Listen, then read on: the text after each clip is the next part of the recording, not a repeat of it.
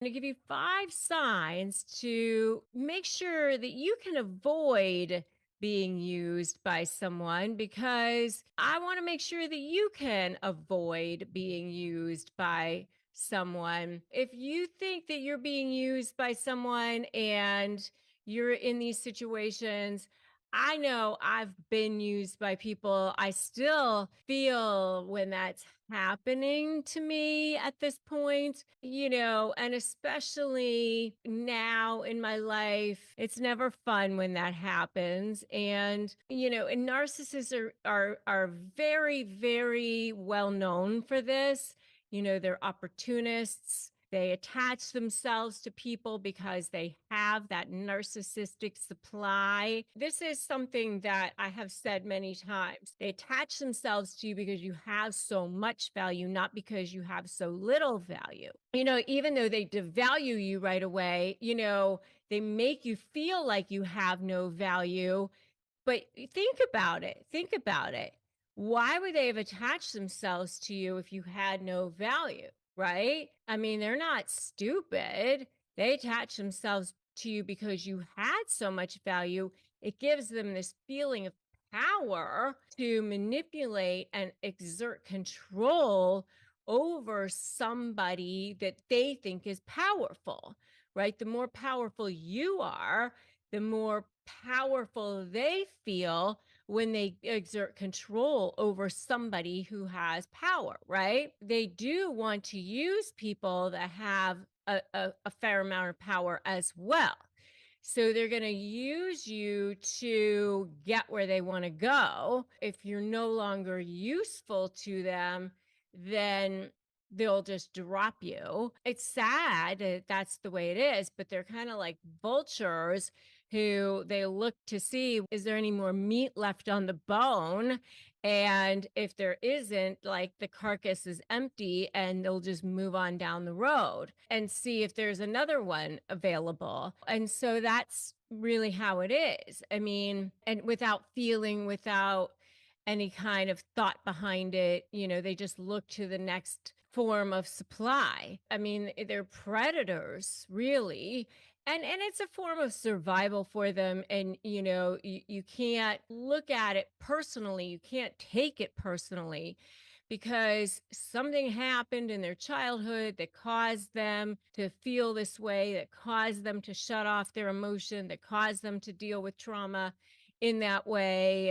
And there's all sorts of psychological reasons behind it, but you can't save them, you can't fix it. I always go back to the 3 C's: you didn't cause it, you can't cure it, you can't control it, all of those things, right? And so don't think you can hang around and fix it, because you can't. You're just going to deplete yourself and empty yourself in the process. You're just going to end up sucking your soul in the process. And they might want you to fix it. You might want to try to fix it, but it's this black hole, this empty hole that, you keep pouring yourself into, and it's empty and dark and bottomless pit on the other side, and nothing's going in. And so you keep making deposits, and you're not ever going to be able to make any withdrawals from that. And so they're still empty, and you're left feeling totally depleted. And so if you want to avoid being used, then you got to figure out a way to protect yourself. So, in this video, what I want to do is give you 5 ways to avoid being used by these narcissists, by these vultures, by these predators, so that you don't end up in these situations anymore. All right. So, number one is, when you see how these people behave, believe them the first time. Maya Angelou's talked about that. But when you see how they behave, believe them the first time. I'm so guilty of this. I am so guilty of this. Giving people more chances. And then when they future fake you, when they say, oh, I've changed and all these other things, I believe them. And I've sat there and listened, and I think that they're sincere. And I believe that they want to change. And I've listened to the sob stories, and I have this bleeding heart, and I'm an empath myself. And I've allowed myself, that's like fool me once, shame on me, fool me twice, shame on you, that whole thing, whatever it is, that's what it is. And you've got to be so vigilant about that. And it is hard. It's so hard to do that. But if you really want to avoid being used, when you see how people behave, believe them the first time, really believe it, put yourself there. And number two, is set standards for yourself and do not lower them no matter what. Defend your light with your life and understand like this is the type of person that I want in my life. Period. I want a person in my life who has integrity, who does what they say they're going to do when they say they're going to do it, and does high quality work, or is the type of person who doesn't compromise their morals, whatever it is that you want in your life. And then that's it. And when you see that they're not that kind of a person, just decide that they're not your people. I'll tell you what, one of my favorite things to say is stop trying to make not your people, because some people are just not your people, and that's okay. Not everybody has to be your people. And the older I get, the more I realize that that's just really going to be okay. If you really want to get narcissists to respect you, the more confident you are, the more they will respect you. I'll tell you that right now. And I do have a whole video on this is the only way to get a narcissist to respect you. And I have a whole bunch of ways to get narcissists to respect you. In that video, definitely check that out. Number three way to avoid being used is don't look at people's potential. You just have to look at the here and now, look at the facts of who the person actually is. Don't say, well, I think they could be a good person. I think they want to be a good person.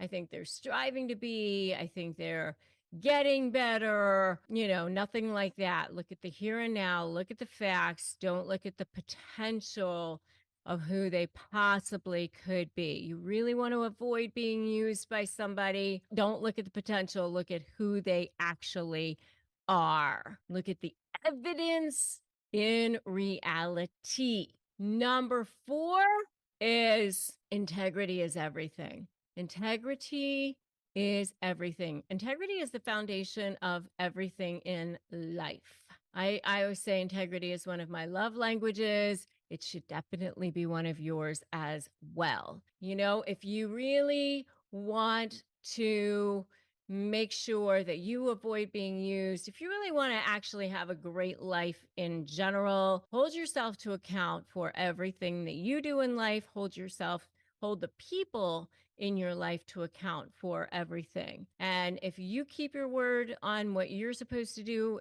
in your life, and you hold the people in your life to account for what they're supposed to do, watch to see how your life changes. If you say you're supposed to get up at 6 o'clock in the morning and you start getting up at 6 o'clock in the morning, hold yourself to account for everything in your life. Integrity is everything. When you start to hold yourself to account, when you say your word is your word, and you make sure that everybody else in your life stays true to their word, you'll see. You'll see how your life changes. Integrity is everything. What you say you're going to do, when you say you're going to do it, how you say you're going to do it, in the way you say you're going to do it, even when nobody is looking, makes a huge difference. That's number four. And number five is know your worth. Know your worth and then stick to it. I mean, this is one of the hardest. This is one of the hardest for a lot of people. Internally, know your worth, and then, really, really stick to it and not allow people to disrespect you, and just really feeling that inner value, knowing that you are whole and complete as you are. Let's talk about the signs that you're actually being used by someone who may or may not be a narcissist. Maybe they just have narcissistic tendencies, maybe traits, who knows. I mean, I've been there, not by husbands or, whatever, but definitely in a business situation, and definitely by a particular family member who shall remain unnamed. And we've had to actually draw very specific boundaries to, unfortunately, it's very sad, actually, very sad. It's very sad when you've had situations like that. I mean, it's not what you want, but it is something that you have to deal with sometime. And it's painful. It's very painful. So, what happens is you're a good person and you try to be a caring person and you think that you're a generous person, and then people take advantage of that. And, that's what happens with me. And you think that the people are going to appreciate your kindness and your generosity and your goodness, and they don't necessarily end up appreciating that. So I just want to say, like, you want to just make sure that if you are the type of person who are kind and generous and good, just make sure that you only allow people in your world who deserve that.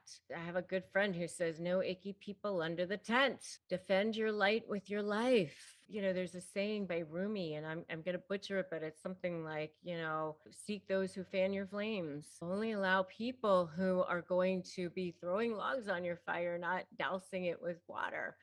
So, what are signs that you're being used by someone? Well, they're not interested in you. Number one, they only want to talk about themselves. They don't want to talk about you. They tell you all about their stuff all the time, and then you go to talk about you. They're not interested. Number one. Number two, they always want something from you. And then they're super nice when they do, but they're not so great otherwise. They're like, oh, really nice. They're not asking for something from you. They're not so great otherwise. So that's number two. Number three is, you really got to like get still sometimes to know this, but your spidey sense is telling you something is off. Listen to your gut. I had this when I was dealing with the narcissistic person in a business situation. I knew right from the beginning that something wasn't good. I didn't listen to it. I have a friend who says that, sometimes you take those red flags and you turn them pink. Like you just see them, but you don't listen to them. And you start defending. Well, they have a bad situation. Well, something's going on with their personal life. They apologized. Your spidey sense is telling you something's off, but you don't listen. It's number three. Number four, it's one sided. They're always talking about themselves, not you. Number five, they're not respecting your boundaries. You tell them don't sit on that. You tell them don't touch that. You tell them don't show up at this time. Don't call me at this time. Don't talk to those people. They're not respecting your boundaries. Don't ask me about that. They're not respecting that. That's number five. The next one is they make you feel less about yourself or devalue you, like you have to defend yourself all the time. And by the way, don't defend yourself. I have a whole video on that. When you defend yourself, you make yourself look like a victim, and that's not good. You don't want to do that. Just check out that video. All right? And the next one is that you're always coming to their rescue. They always want you to rescue them. The next one is that they're always asking for favors, but they don't say thank you for it. And if you agree so far, give me an amen in the comments. Just say amen, like totally, right? The next one is they guilt you into doing things so you can't say no, but then you start feeling resentful.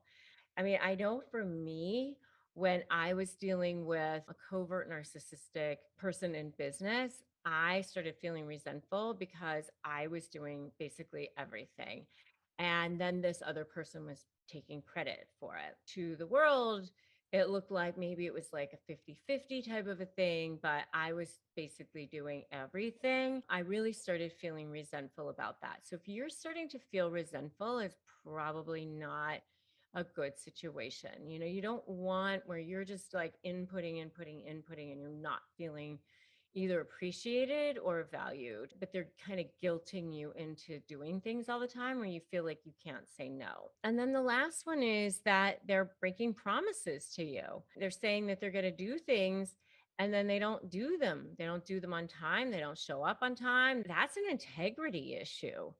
I mean, if they lack integrity, it's not good. Without integrity, nothing works. At least for me, I like have to have integrity with myself all the time. Like if I tell myself I'm going to do something by a certain time, I really try to make sure I have it done. Like if I say I'm going to do something on a certain day, I try to make sure I have it done, like for my own self. So if I promise somebody I'm going to have something done by a certain time, I really try to say I'm going to have it done by that day. And then even if I can't have it done by that day, I at least send them an email saying, oh, I know I said I was going to have this done by today, but this is what happened. So I'll have it to you by tomorrow. So when people are constantly breaking promises, they just don't have it done, or they say they are going to meet you, or they say you're going to show up, but then something better comes along, or they just blow you off or whatever. Not a good situation. So that means that they're probably using you. And again, you have to have a certain amount of self respect and confidence in yourself. It's all about you defending your light for yourself. You know your value. Americans spend up to 90% of their time indoors and take 20,000 breaths a day. Yet, according to the EPA, indoor air is actually more polluted than outdoor air. And in fact, 100 times more polluted than outdoor air. In fact, it's responsible for up to 7 million premature deaths annually. And I know for us, we have had issues with asthma. My daughter has struggled with asthma. And that's why we're so excited to find Air Doctor. Air Doctor has captured the attention of huge media outlets such as CNN, Money, ABC, and more. And it filters out 99.9% of dangerous contaminants and allergens such as pollen, pet dander, dust mites, and mold, and even bacteria and viruses. So your lungs don't have to do all of that extra work. So right now, Air Doctor also comes with a 30-day money-back guarantee. So if you don't love it, you just send it back for a refund minus shipping. So head to airdoctorpro.com and use the promo code Your Best Life. And depending on the model, you receive up to 39% off and up to $300 off. Exclusive to podcast customers, you'll also receive a 3-year warranty on any unit, which is an additional $84 value. Lock in this special offer by going to AIRDOCTORPRO.com and use the promo code Your Best Life. You have a narcissist in your world, then you need to stop doing some certain things right now that may be costing you. Costing you what, may you ask? Costing you your sanity, your mental health, costing you money, costing you leverage, costing you things that you might want in your divorce action, costing you all kinds of things, including the life you want and on and on. So you're going to want to stop doing these things right now. And if you're not sure if you're married to a narcissist, then you're going to want to check out my video called Are You Married to a Narcissist? And I will drop a link to that one below. And if you are in a relationship with a narcissist, whether it's a marriage, whether it's a business partnership, friendship, neighbor, employee, boss, whatever, then you're going to want to stop doing these things right now. So drum roll, please. Number 10. Number 10 is never call them a narcissist. They hate that. Number 1, they're never going to see themselves as a narcissist. And number 2, then whatever you call them, that's what you're going to become. Because they always end up projecting, gaslighting, manipulating, all of those things that narcissists like to do. And it's just going to get turned around and become that that's what you are. And they're going to say that you have all of those traits and everything that you say. So you're going to end up being the one that's called the narcissist. So don't call them a narcissist. That's number 10. All right, number nine. Number nine is don't let them cross boundaries that you've set. So if you've listened to some of my other videos, or you've listened to my webinars, or you've followed me at all, then you know that one of the things that I say all the time is that you have to create really definite boundaries when you're dealing with narcissists. Narcissists don't respect boundaries. That's part of their entitlement and their control and all of the things that they're involved with. So if you go ahead and set boundaries, like, I'm not going to allow this person into this part of my life, or I'm not going to allow this person to communicate with me in any way other than this particular way, or I'm not going to allow this person to, whatever it is, and you've laid down those boundaries. Now, if you let them cross those boundaries, now you're lowering the bar, and they know exactly how much they have to push next time to get you to blow past those boundaries. Because as soon as you set a boundary, first thing they're going to do is try to blow past that. So you're actually conditioning that narcissist. It's almost like behavior modification tactics. So every time you allow them to blow past that boundary, then they know that they can just need to have a little bit more of a tantrum, have a little bit more of narcissistic rage next time, a little bit angrier, and you'll step back. So once you fix a boundary, you need to stay with it and never let them cross that. Okay, so that's number 9. Number 8 is never allow them to disrespect you. This kind of goes hand in hand with the boundaries. I mean, they can do the things that they're going to do. They'll gaslight, manipulate, intimidate, gather their flying monkeys on their side, do all the things that narcissists do, pathologically lie. But if you allow them to disrespect you by calling you names and things like that, then again, you are setting that goal, setting that standard for how far they can go. I think it was Eleanor Roosevelt that said that no one can um, give you or treat you in any way that you don't give them permission to. And so don't give them permission to. If they disrespect you, you can very calmly say to them, I'm not going to have a conversation with you while you're disrespecting me, or we can speak again later when you've gathered yourself and you're under control and you can speak to me in a way that is respectful. So, and as soon as you say that you're not being respected, they'll say, well, you're not respecting me. So you can just say, absolutely, I'm respecting you. And that's why I don't think it's productive for us to have a conversation right now, or whatever you need to say. But the next one is stop letting them disrespect you. All right, number 7 is stop expecting them to take responsibility for their actions. They're not going to. That's part of being a narcissist. They're not going to say, oh, I really shouldn't have treated you like that, or you're right, I screwed up at that project. Or, I mean, I've had employees like that in my law practice where, it's mistake after mistake after mistake. And, it's always someone else's fault, or something else that happened. It's never their fault. And that's what you're going to see with narcissists too. So stop expecting them to take responsibility for their actions. They're not going to. And number 6, stop explaining or justifying. When you get those emails that are very clearly meant to trigger you, that call you the deadbeat dad, or call you the crappy mom, or say that you're irresponsible or whatever. I mean, they're trying to bait you. They're trying to goad you. They're trying to inflame you. They're trying to incite you. That's what narcissists do, because that's how they get control over you. Once you lose control, then they know that they have you. So if you go into this whole thing where you're trying to explain, you're trying to defend, you're trying to justify, you're oversharing, all these things, then you're just giving them control. Again, you're handing them control. So stop doing that. Stop explaining, stop justifying, stop trying to uh, get them to see what you're trying to say. It's pointless anyway. And so just save your energy on that.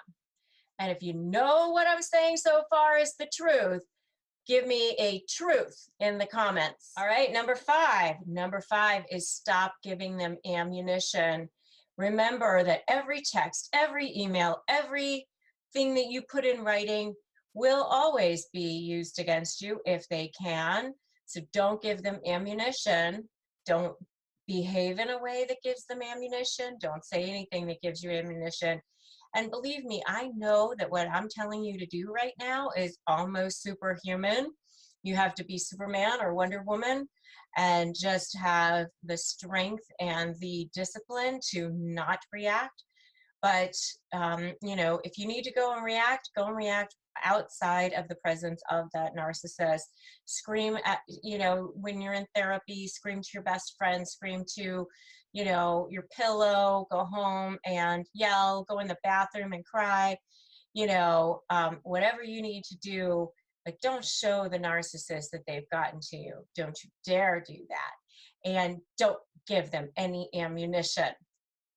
All right, number four is don't take anything personally. Remember that the narcissist inside is the scared little hollow chocolate Easter bunny that has absolutely nothing inside, has no ability to have any empathy, any compassion, or any caring for any single person but themselves. It's all about self-preservation for them. It's like as if you have a really bad toothache, and when you have a really terrible toothache, all you can feel is that toothache. You don't really understand what impact you might be having on somebody else if you scream at them or you yell at them or whatever. That's what's going on with a narcissist. Everything is manipulated and for their use to make themselves feel better, to give them that narcissistic supply.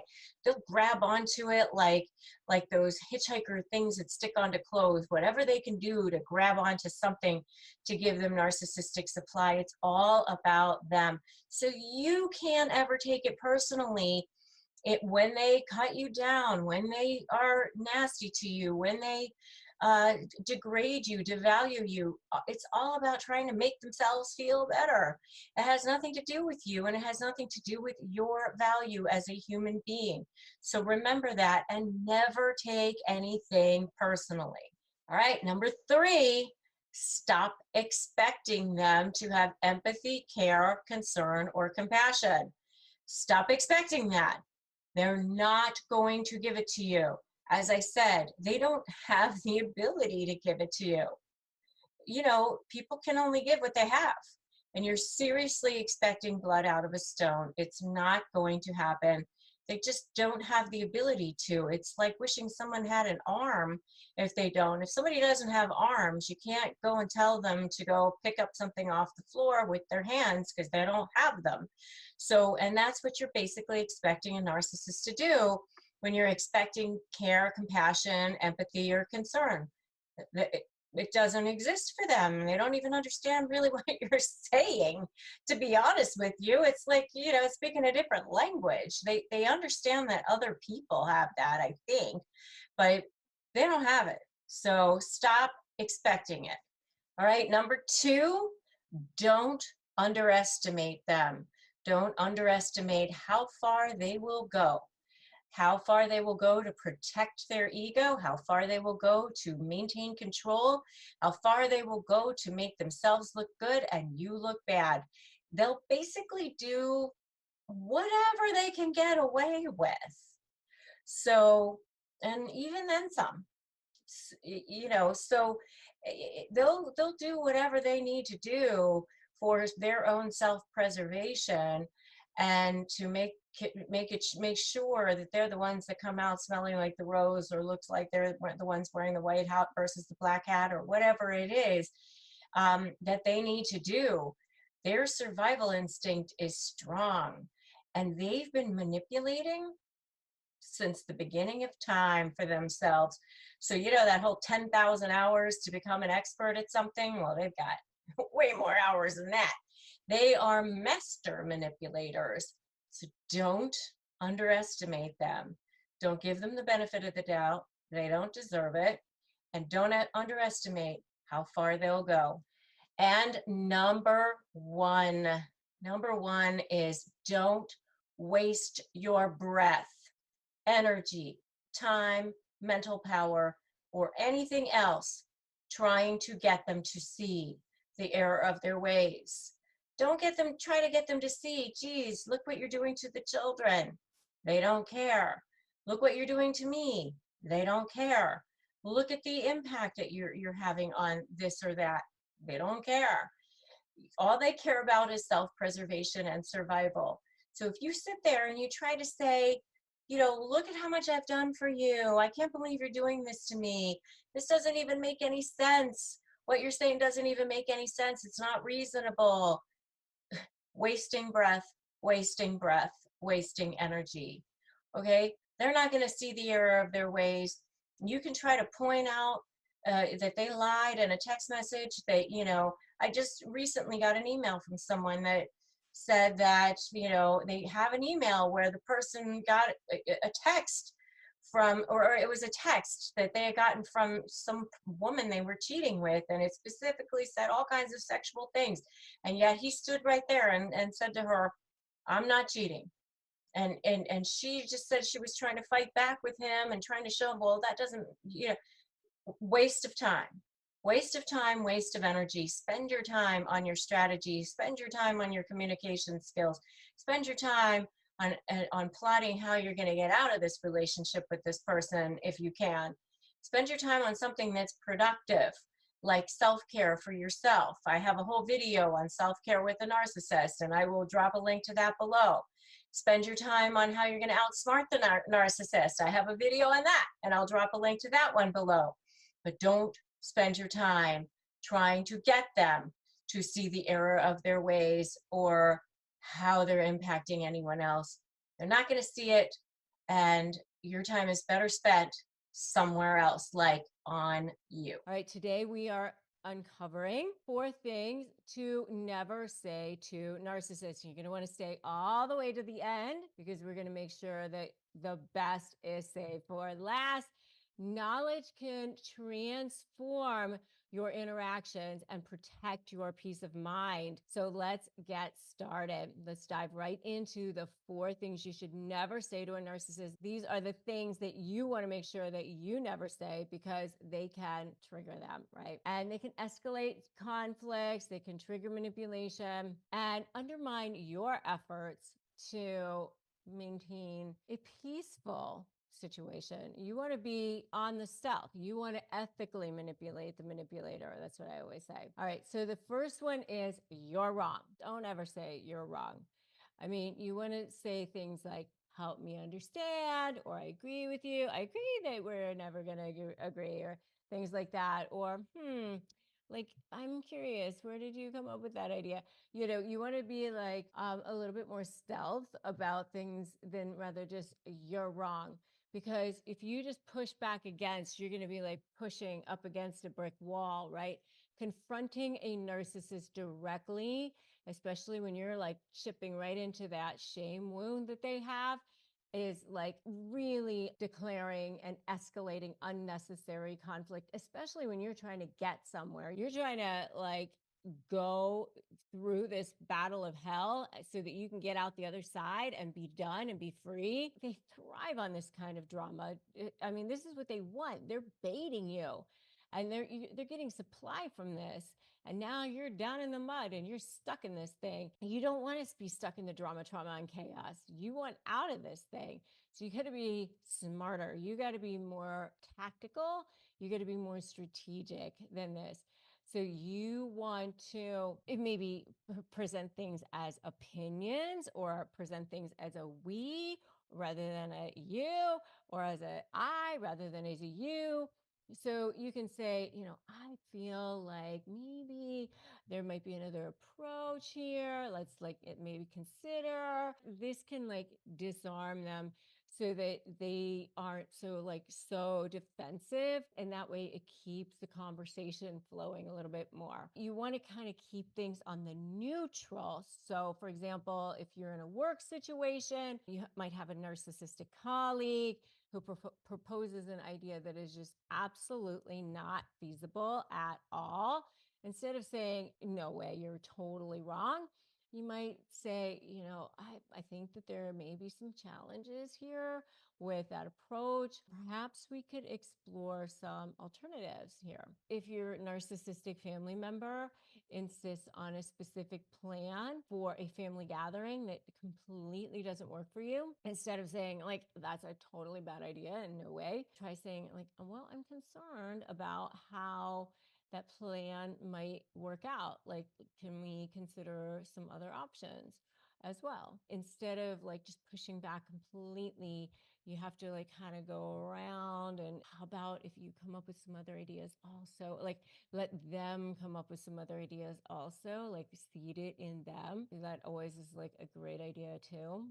Let them come up with it and then you like select from their other options. That's the first one. The second one is you don't care about anyone but yourself, even though that's definitely true. Okay. They don't want to be called out on it. They don't want to be seen as that because, they want to be seen as, something other than who they actually are. Okay, so while this may be your genuine feeling, and this is probably the absolute truth, accusing them of being completely selfish is just totally not going to get you anywhere. And what you want is for you to be able to get somewhere with this whole thing, right? You don't want them to shut down. You don't want them to retaliate against you. If you're trying to accomplish something and to figure out, okay, how are you going to be able to accomplish something here? So you want to maybe focus on specific behaviors and the impact that they might have, because you got to figure out, how is this going to be better for them? You got to think about, how can you make this better so that it's from their perspective. Okay, so you think, well, when you engage in this particular behavior, whatever it is, it makes me feel overlooked. And then it centers the conversation on your feelings, invites empathy rather than accusation. You might even say, I'm sure that this is not your intention, or I'm sure that, I knew that you were considering all of these things. I'm sure that this isn't what, your desired impact was. But what's happening is this, so that it doesn't, like, you leave them an out of like, oh, right, I didn't think about that, right? So that you can give them an opportunity to go, yeah, I didn't think about that, because I know that you deeply care about all of these other things, but this is what ended up happening. Like, and if a narcissistic partner is constantly disregarding your needs, you, instead of saying you don't care about anyone but yourself, instead of saying that, you can say, when you ignore my requests, I feel unimportant and hurt. Maybe we could address this together. Or you could say, when you ignore my requests, this is the impact that it has. Like, perhaps we could have a conversation about how this would work better this way, or something to that effect. Another example might be like with a friend who's always like monopolizing conversation. And instead of saying, you never listen to me, try saying, there's like not space here. And it's making me feel like I'm not able to share my thoughts. Is there a way that we can have a different approach so that I feel more valued? Because otherwise, I'm feeling like I'm undervalued. I'm sure that's not how you meant it for it to be, but it's how it ends up coming across. Like, something like, so that it feels like a little bit more balanced, something where you can give them an out but also create space for yourself. The next one is, I don't need you. I don't need you, because narcissists don't want that. They don't want to be on the hook for you. They also don't want you to say, I don't need you. It's such a weird dynamic with them, because they don't want to have to do anything for you, but they also don't want you to say, I don't need you. They don't want you to be independent, but they also don't want you to have to do anything for you. When you say, I don't need you, that it triggers their fear of abandonment, and it leads them to engaging in manipulative behaviors. It can lead to like this discard phase stuff, this rage stuff. and it can trigger them in a big time way. So the bottom line is what we're trying to do here is protect you from their behavior and the fallout from that, right? So that you can get where you want to go with all of this. Again, maintain an effort on cooperation. I always say fluff for favor, vomit later. So, fluff up their ego a little bit so you can get a little something that give them something that they want so you can get something that you want. And so you have a little mutual benefit. It's ethically manipulating the manipulator here. So try saying, I value our friendship and I value you and you mean so much to me. And I think that we can accomplish so much more if we're both feeling supported here, right? And same thing at work, like in a team project, rather than saying, I don't need you and I don't need your help and I can do this on my own. Like, I feel like we could achieve so much more if we combine our efforts and we both have such strength. Can you see how like this would be so much better? And give me a totally in the comments if you're seeing what I'm saying here. Definitely join my free private Facebook group, Narcissist Negotiators with Rebecca Zung, so that you can get the support and help that you need to, because you definitely don't want to do this alone. Because when you're dealing with a narcissist, they isolate you and they try to make you feel like you're crazy and alone. So get the help and support that you need also. So another example with I don't need you is if you're dealing with a narcissistic family member who tries to control you, instead of saying, I'm fine on my own, you would say, I appreciate your input and I believe that we could find a solution that works for both of us. The last one that you're going to say, this is a huge trigger for kind of anybody, to be honest with you, but especially for a narcissist. Can you guess what it would be? All right, it's calm down.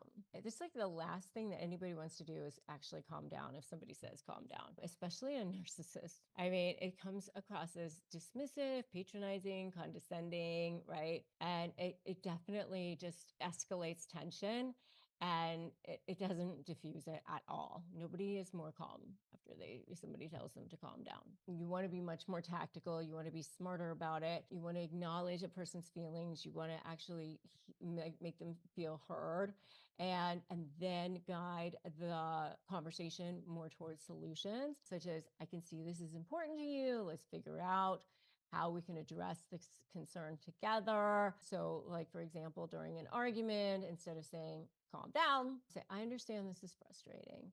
How about if we take a moment to breathe and then work on finding a solution together? Another example, if a narcissistic colleague is getting agitated in a meeting, rather than saying, relax, say, I see that this issue is causing some tension. Let's take a short break and come back with a fresh perspective. So something to that effect. And by the way, if you are needing some more phrases for disarming narcissists, grab my free phrases for disarming narcissists at disarmthenarc.com, and those will definitely help you. You know how crucial the right words are. You know how crucial it is to have empowering strategies. So definitely grab this resource so that it'll help you hold your ground in tough conversations. Making that transition between summer and fall is always a crazy thing. And that's why I love having a leather jacket, like my gorgeous one from Quince. And they have timeless and high quality items, which I love. And they don't blow my budget, which I also love. They have cashmere sweaters and washable silk tops.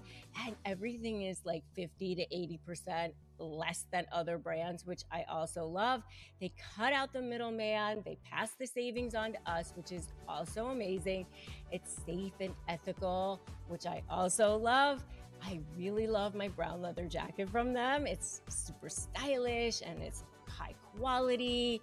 Just love that. So make switching seasons a breeze with Quince's high quality closet essentials. Go to quince.com/negotiate for free shipping on your order and 365-day returns. That's QUINCE.com/negotiate to get free shipping and 365-day returns. Quince.com/negotiate. Are you ready to find out what happens when a narcissist refuses to be controlled? Yeah, it's not a pretty sight because, of course, that's the one thing that they want more than anything else. You'll start to see a massive change in their behavior because, of course, what happened when you started off on this relationship, they wanted to get their grip on you. I've been in that situation myself personally. I've also seen it up close in other people as well. And when you start to loosen that grip, it's basically you're dealing with a toddler who's having a tantrum on the floor. If any of you out there have kids, you know what it's like. If I were right in front of you as a live audience, I'd say, any of you out there have kids? You'd be out there raising your hand and you'd say, yeah, I've seen it, right? When you have kids and you have a toddler and you want to condition them, you go to take something that they want, they scream, they yell, they kick, they throw things, right? Because what happens? They think next time I just have to scream louder, scream longer, and get more, ridiculous, insane. And my parents will just give in, right? That is what is going on with the narcissist. They just figure, I'll just get even more obnoxious. And next time they'll have to give in and give me what I want. And you just have to go, okay, I have to be stronger and, become like the most strong version of myself back and realize that that's what's going on and start to look at them as if they're having a tantrum on the floor and not get pulled in, sucked in, dragged into the mud. Because when you do that, you are in the quicksand with them. You're going down and they're baiting you. They're like, they went fishing and they got a reel. They're pulling you in. What happened was at the beginning of the relationship, they started conditioning you and you have to condition them back. So, what happens at the beginning? Let me start off at the beginning. So that's kind of the end of it. But at the beginning of the relationship, they started conditioning you. They started love bombing you. They only showed the happy face, the charming face, the nice face, right? And so they started conditioning you, love bombing you, the perfect, charming, charismatic, amazing version of themselves. And you saw that version and were amazed because you know what they were doing? They were mirroring you. You basically fell in love with yourself because they know how to become the most amazing version of whatever it is that you want. They know how to present themselves in a way that makes themselves look like whatever it is that you want. So that doesn't last very long. Then, you get to that next level, which is the devaluing stage. And then you get to the whole toxic stew of what comes next. So, what you're doing is I call it step one, don't run. Step two, make a U-turn. Step three, break free. So you're kind of now shifting this dynamic. You're shifting how things are going to be, and they're not liking it. They're not going to like it, And so it's going to be uncomfortable for you as well. You are going to have to deal with that. So the very first thing is when you start to put those boundaries in place, you're going to see a change in their behavior. They're going to light up your phone like a Christmas tree. They're going to show up at your house or office. They're going to go insane, probably. They may become more needy. They may become more demanding. They may even start trying to love bomb you again right away because they might start realizing this person is slipping away from me. And this is in a business setting or a romantic setting, if you will, by the way. I saw it in a business setting. I was business partners with a narcissist and I saw it in a business setting. That's when you start to see them doing all the things that you wanted them to do in the first place. a lot of times, which is highly annoying, by the way, because then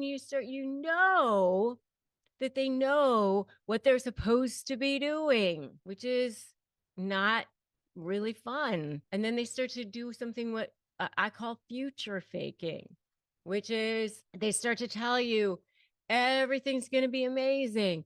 You'll see. Don't look at all the stuff that happened in the past. The future is bright. We will see how great it's going to be. And they'll promise you the moon because they don't plan to, deliver on any of those promises for very long anyway.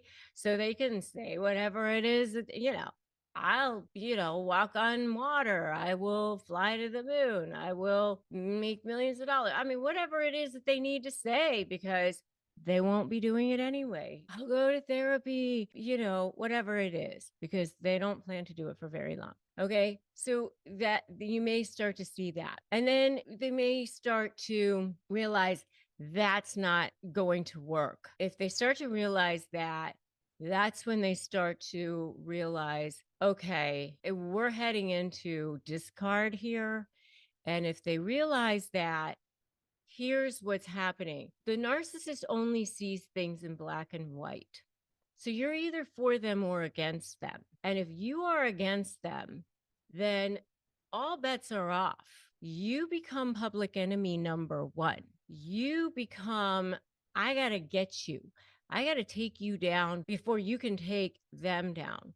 Okay. And what I find really fascinating is especially what happens with the covert narcissist at that point, because with the covert narcissist, that's when you start to see that mask come whipping off. And by the way, if you're starting to now try to communicate with this narcissist, you're trying to dealings with this narcissist, you're trying to text, email, have responses with them, I do have a free download for you, a gift for you that you can use, phrases to disarm narcissists. So you might want to grab that at this point, and you can get that at disarmthenarc.com. Make sure you go to disarmthenarc.com. Free phrases for disarming the narcissist. You keep it nice and close and handy for you, disarmthenarc.com. So, they may try to gaslight you at this point. They may try to make you feel like you're the one who's crazy. What are you doing? You're delusional. I didn't do anything wrong. It's you. They might try to do that sort of thing. They might try to launch into some sort of a guilt thing. You're breaking up the family. Why would you abandon us like this? I've seen all sorts of things like that in the text messages. Or they might try to scare you by making all sorts of threats that aren't necessarily true, by the way. I've seen threats like, I will take the children and you will never see them. If you leave this house, you won't get any of it. You won't get any of the business. You won't get any of the assets. Those kinds of threats are completely empty because the law is the law. You get half the assets. The law is usually on your side with regard to children. Many times in most states nowadays, it's a 50-50 kind of a thing with kids as well. Those kinds of threats are usually ridiculous and ridiculously empty also. But, they may try to bully you. They may try to make unreasonable demands. They may even try to bully you into signing something right away.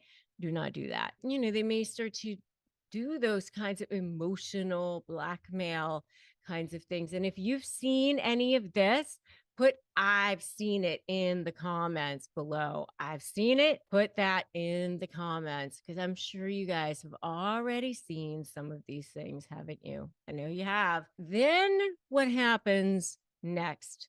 Smear campaign. During the discard phase, this is when you start to see the birth of the smear campaign. Yeah, they start heading out to their third parties, their flying monkeys. They want to build that army against you. Is it their friends, their neighbors, their family members?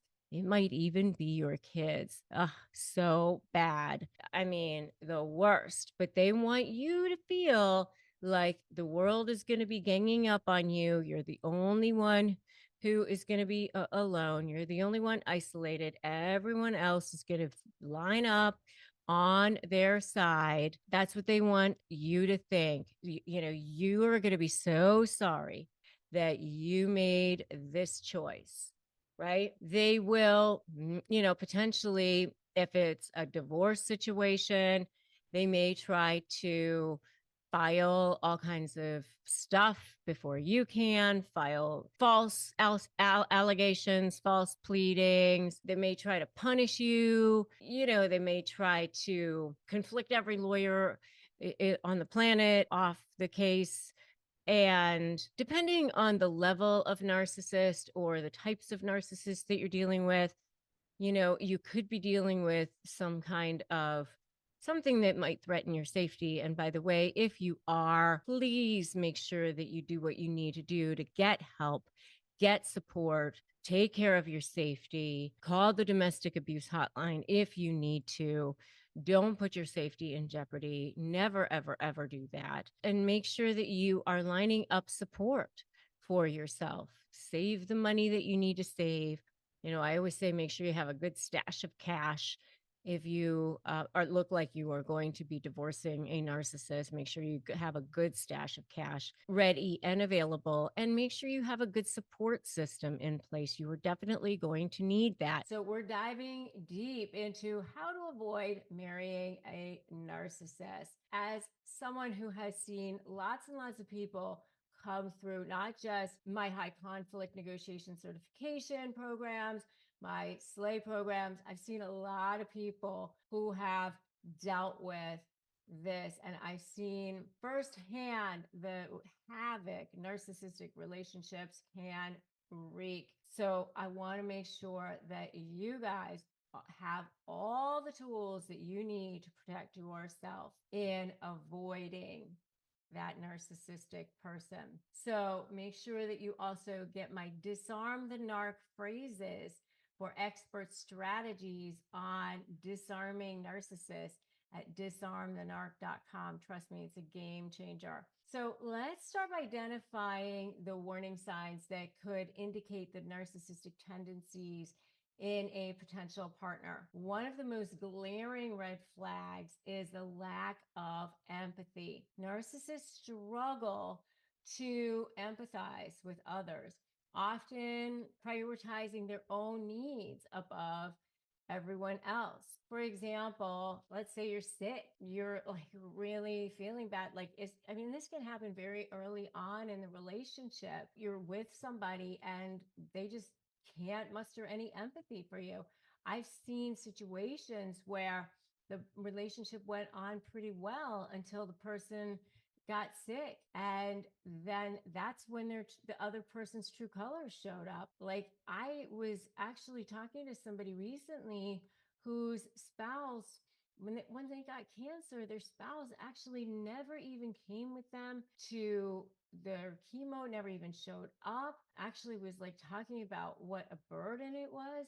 All kinds of like horrible things were said to them when they got sick with chemo. Talk about a lack of empathy. I mean, it was pretty shocking. So if you know that you're with somebody who just literally has no empathy whatsoever, that's a huge red flag. If you're with that kind of a person before you marry them, that is something that you definitely want to get out of before you marry that person. If somebody's dismissing your feelings early on, let's say you're telling them about something that's going on at work, and they're like, oh, that doesn't sound that bad or whatever, or they're unable to grasp the depths of your emotions, they're disregarding your emotional well-being, that's not a good sign. The next sign is excessive admiration or grandiosity. Confidence is great. You want somebody who has confidence.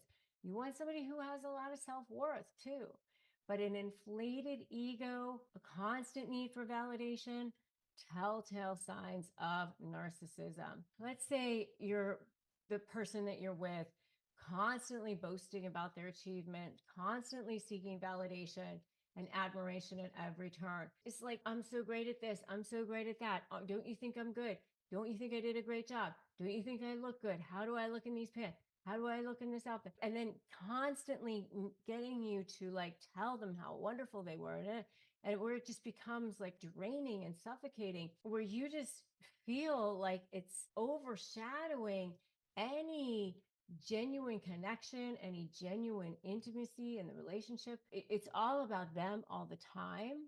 Then you know that it's just too much. That's another telltale sign. And by the way, if you guys have seen this, put "I've seen it" in the comments below. Another one is if your partner is using manipulation tactics to control your every move, from guilt tripping you to gaslighting you, and their relentless pursuit of power leaves you feeling trapped and powerless, like questioning your own reality. So they're constantly gaslighting you or constantly guilt tripping you.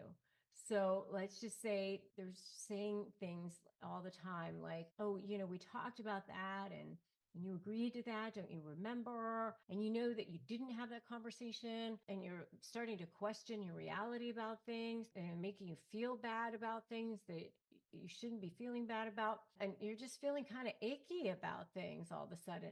Like, those are huge warning signs that you know that you probably shouldn't have. Oh, I don't remember agreeing to that, or I shouldn't have said that. They're making you feel bad about things that you're doing with your friends or not doing, or making you feel bad about the things that they're doing, and that there's boundaries that are being crossed or shouldn't be crossed, or disrespect happening. You're feeling like your well-being is being stripped in that situation. Because remember that narcissists often disregard boundaries, and they view them as obstacles to their control. And so when you're starting to feel that happening, your heart starts not feeling good, your chest is not feeling good, you're feeling it in the pit of your stomach, you know that that's not a good sign. Don't hesitate to enforce those boundaries. Don't hesitate to enforce consequences if that's something that's going on with you.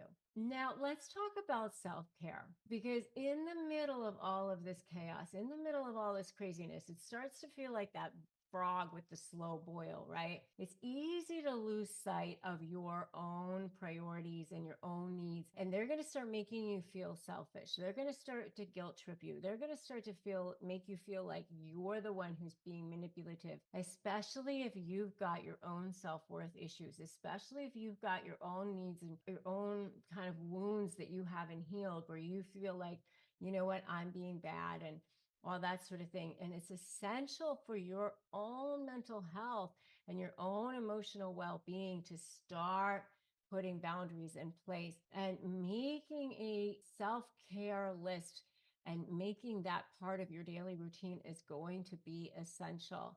All right, whether it's meditation, whether it's journaling, spending time with loved ones, finding activities that nourish your soul, replenish your spirit.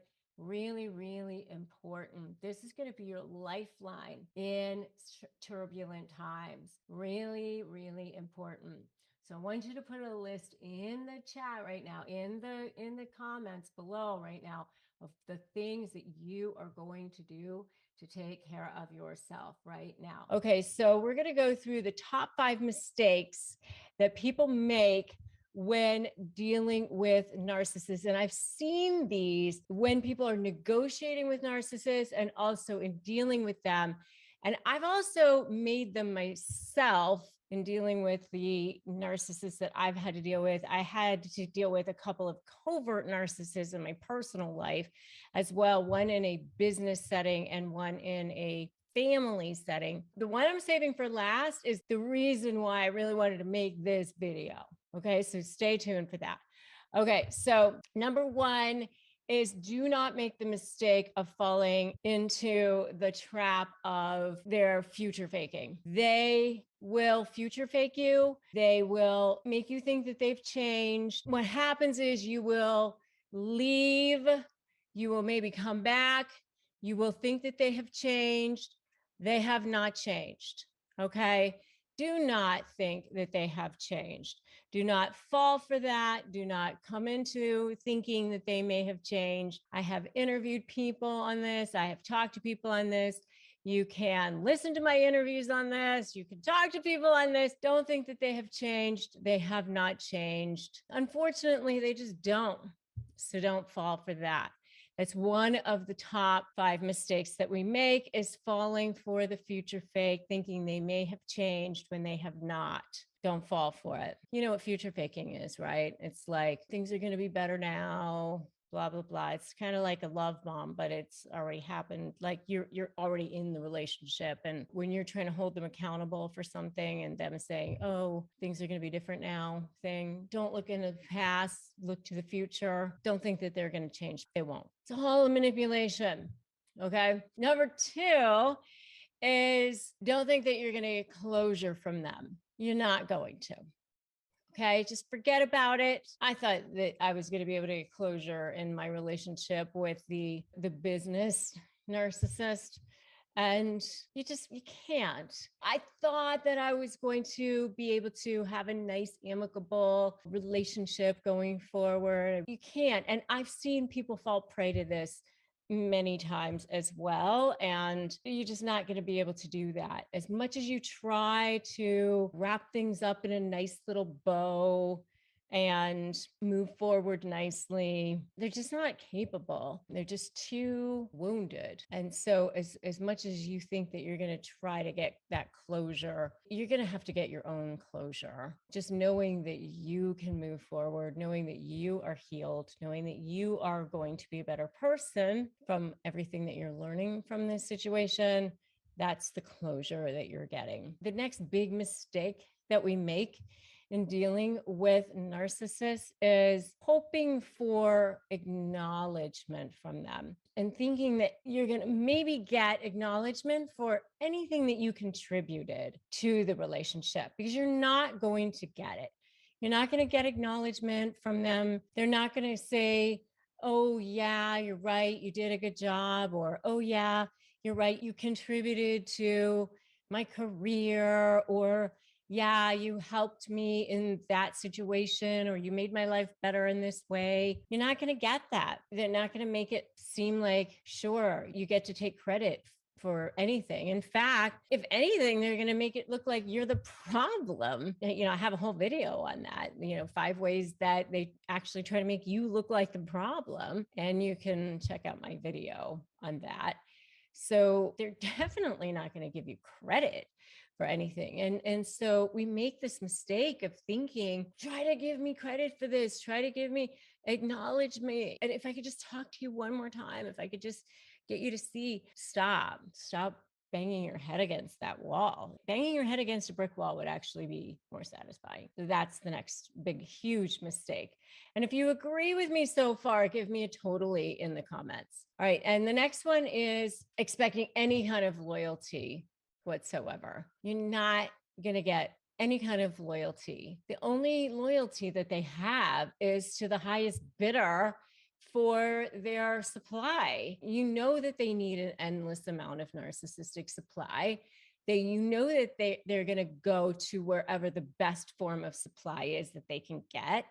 And so that's where they're going to go. I mean, they're going to go to wherever they can get it. They're like vultures. So if down the road there is a better form of it, that's where they're heading. I mean, they're not going to have loyalty toward you if there's a better form of supply somewhere else. So you can't take that personally, because it really doesn't have anything to do with you. It only has to do with them. Okay, you ready for the last one? This is really the reason why I wanted to do this video. I was actually going to maybe just do the video on just this topic. I was actually thinking about maybe just doing it on the one big mistake that we make with narcissists. But then I thought, well, there's so many. So I decided I didn't mention the other ones. But this is really one that I see so often in negotiating that I thought I have to mention this one. Okay. And that is thinking any sort of like this gratuitous giving is going to garner some sort of favor down the road. It doesn't. Okay. So if you think that you're negotiating with them in some way and that giving them something on the front end is going to get you something on the back end, you're like totally kidding yourself, because it's not. They're just going to take it and like, oh, okay, great. And your point is what? It's like, it's done. They have it and that's it.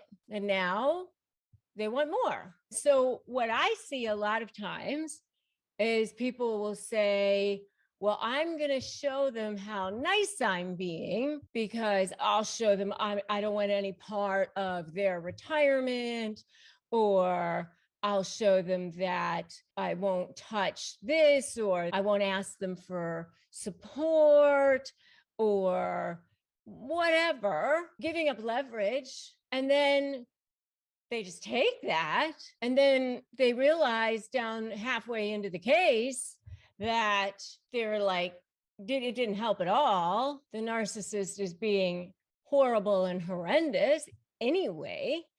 And now they've given up that leverage. Now they wish they hadn't been that way, or they didn't hire the good lawyer, or they didn't get a custody agreement done at the beginning like their lawyer told them to, or whatever it was that they didn't do, because they thought that this gratuitous giving will garner some sort of favor for them down the road.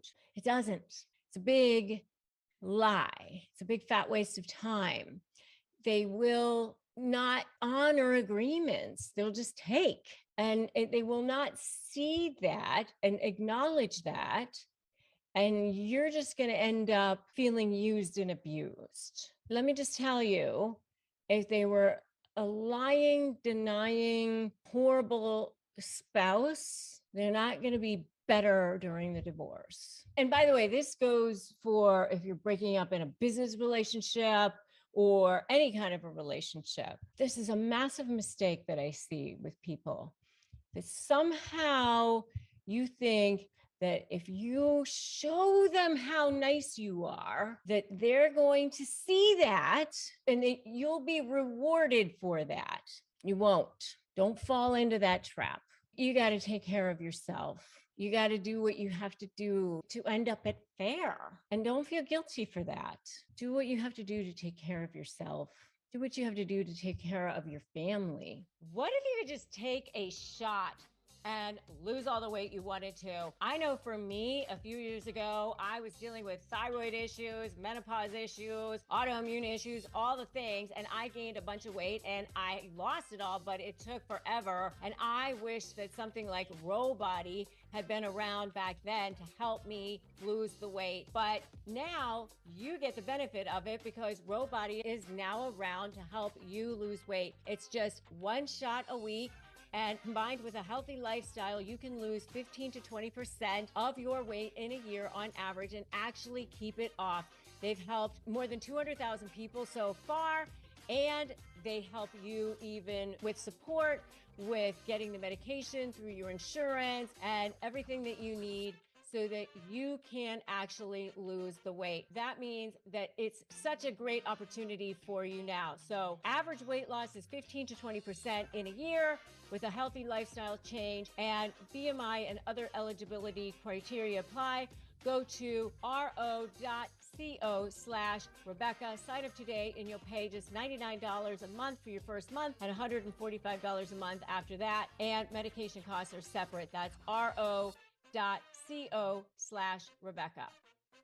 So let's talk about what narcissists can't control. I mean, one of the things that happens with narcissists is that they want to control everything. That's part of how they get their supply. And if you want to know what it looks like when a narcissist is losing control, check out my video on signs that a narcissist is losing control, and you'll hear all about that. Let me tell you, it's not a pretty sight, but they do lose control sometimes. But what are the things that they can't control at all? I mean, they need to be able to control as much as they possibly can, and a lot of what they do is trying to control you because that's how they get that narcissistic supply. And it really happens when you're dealing with them in some kind of a dispute or a case or something like that, if you're dealing with them in a negotiation setting, such as in a divorce or a business situation. I also have had a lot of people reach out to me that are dealing with narcissists in a probate dispute or something like that. So if you're dealing with a narcissist in any kind of situation like that, you're going to see their characteristics, their narcissistic characteristics go crazy. It goes even higher. It's like whatever they were before, now here it is on steroids, because the mask is getting ripped off.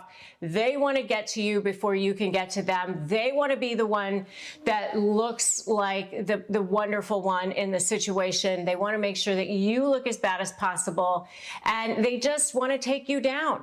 So, you know, scorched earth litigation and all those terms that have come about, you know, about people who overly litigate or highly litigate cases, all of those people are probably narcissists who've gotten involved with that because they want to destroy you. I mean, that's really what it is. And for them, it's survival. For them, it's like, in order for me to prevail, you have to be destroyed. It can't be that you nicely walk away from each other. I tried to do that with a couple of narcissists in my life. Didn't work. I mean, as much as I tried to keep the peace, and I'm a person who wants to try to, you know, maintain relationships with people, even if we're saying goodbye, because that's what makes it, you know, easier. You never know when you want to maybe go, you know, talk to that person again or see them again. You never know. But hey, when you're dealing with narcissists, it can't be that way. They feel that they have to get you before you can get them. So that's why they have this ultimate need for control. They have to get that control over you, especially when you're in that discard phase.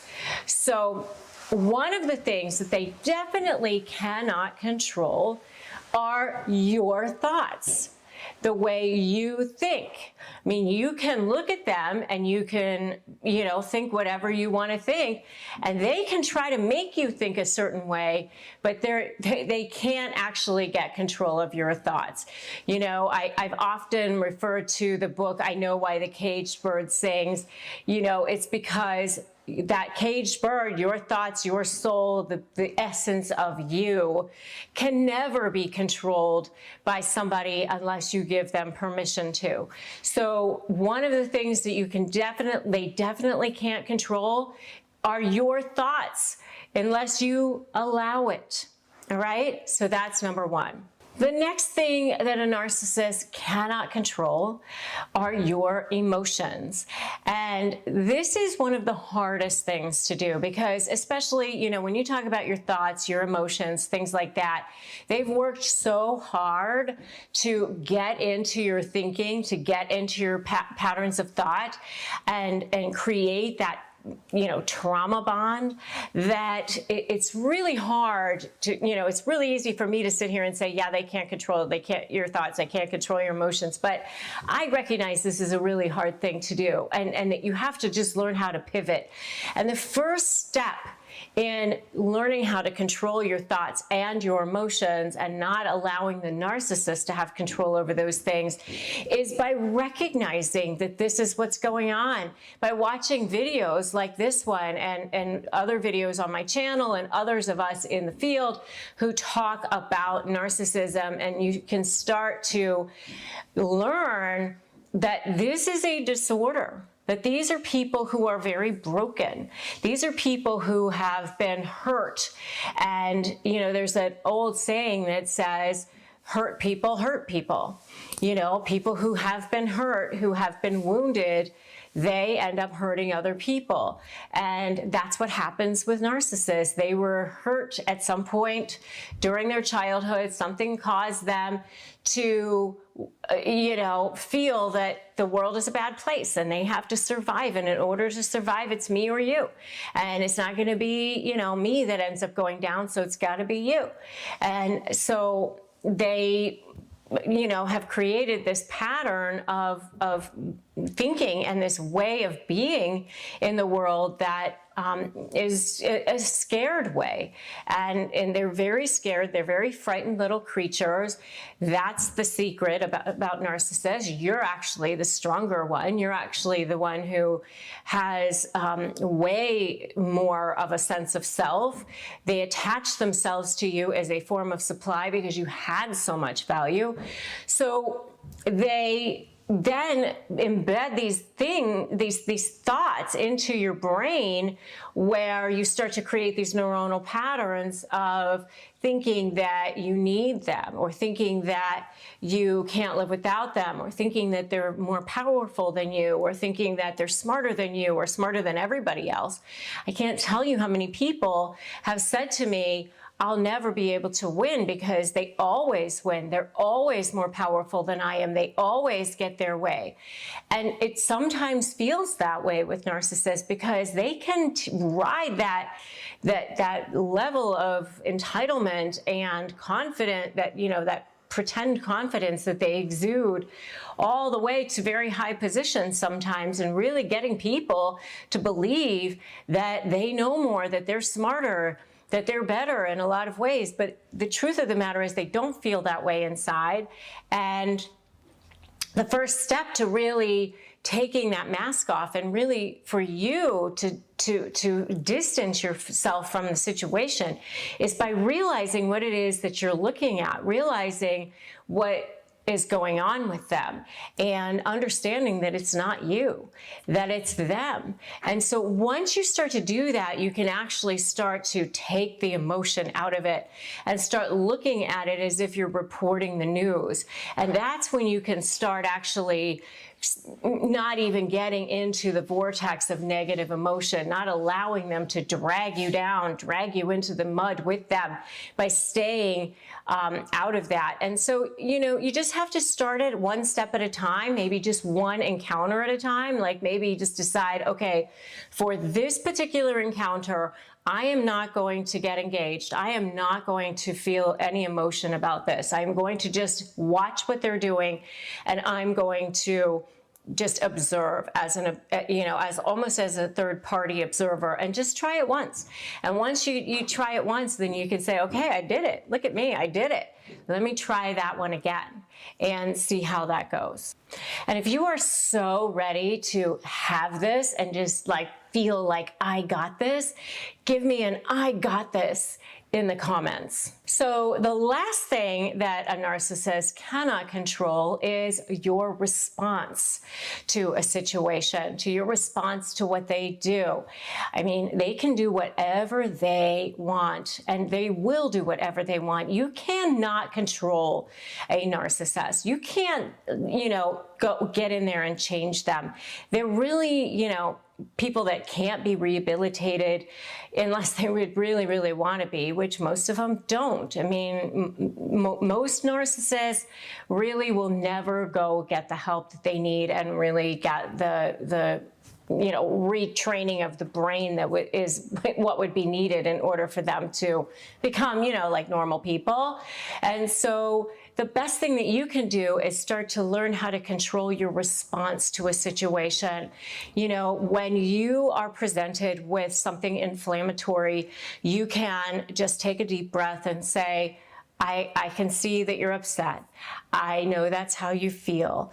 I acknowledge that what you said is this.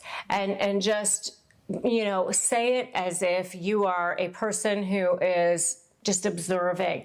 And that's where you're controlling your thoughts, you're controlling your emotions, you're controlling your response to the situation.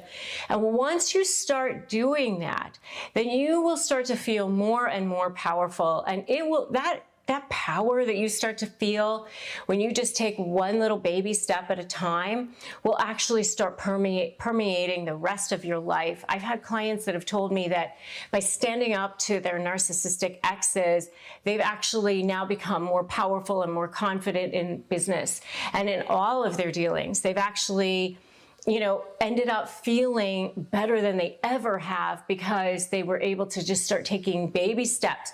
If you want to take that dynamic and start shifting it around 180 degrees so that you start feeling like you're on the offensive rather than on the defensive, so that you start feeling like you're driving the ship instead of somebody else, so that you feel like you are the one in control and not just responding to what everybody, what the narcissist is doing. This is the way to do it. You just start taking one step at a time. And eventually you start to feel, wait a minute, look at what I've done. Oh my gosh, things have changed so much. And you'll see that the narcissist will start to change too. Because if they're not getting the supply out of you that they want, then they're going to start to lose interest. And they'll also start to realize that the things that they normally were able to do in order to get a rise out of you, they can't do anymore. So your thoughts, your emotions, your responses, those are the things that a narcissist cannot control about you. And I want you to very much remember that. Early red flags of narcissists, early, before they even come near you. I want to make sure that you get like this cone of safety around you. Right? So maybe you've been in a relationship with a narcissist. Maybe you're trying to get out of one right now. And if that's you, if you're trying to get out of one right now, by the way, I have a free ebook that you got to get. It's free Crush My Negotiation Prep Worksheet that you got to get. You just go to crushmydeal.com, free ebook. You can just get that. Just go ahead and grab that. I've had many people win their entire negotiations on it. Just go to crushmydeal.com and get that. But if you are even thinking that you might be in a relationship, these are the early signs. I'm going to give you 6 of them, and you're going to want to stay all the way to the end and see what all 6 of them are. All right. So number 1 is it's a really, really fast moving relationship, really fast moving. They're like right away, it's overwhelming fast. They got to get to it. And you're almost overwhelmed at how quickly they're moving along this relationship. And you don't have a chance to catch your breath. That's how it is. By the way, this is business or personal. I was in a business relationship with a narcissist, and I felt this too in the business relationship. It moves very, very quickly. So that's number 1. Number 2, the second big major red flag of a narcissist is that they'll say things like your soulmates, things like that. They'll start saying things that will make you feel like, wow, where has this person been all of my life? Right away. I mean, they might even say that on the first date, or maybe even before the first date, they'll say things like that. So that's number 2, early red flag that you are in a relationship with a narcissist. Number three, they will say things like their ex is just crazy. They'll start right away with how horrible their ex is and how awful it was with their ex. I mean, they might even say how horrible their ex is with their kids, that they're alienating them with their kids, and it was just an awful, traumatic situation with their ex. That's another massive early red flag that you are in a relationship with a narcissist. If you are with a person that has a great relationship with their ex, that's a good sign. That's actually a good sign. Okay. Conversely, number 4, early red flag that you are in a relationship with a narcissist is that they love everything that you love. What narcissists do is they study you.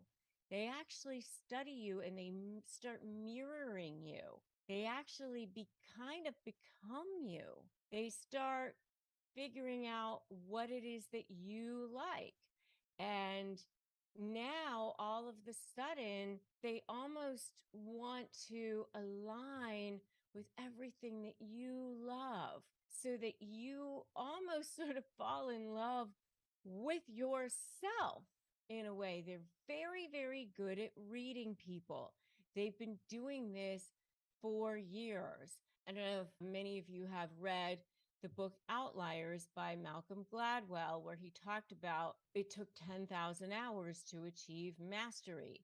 Well, this is way more than 10,000 hours. These are people who have taken years and years and years to achieve mastery and manipulation since they were children. It's a survival mechanism. And so, what they have done is actually studied people since they were children, and what they needed to do was to survive was look to see what they needed to do to become that person, to become likable.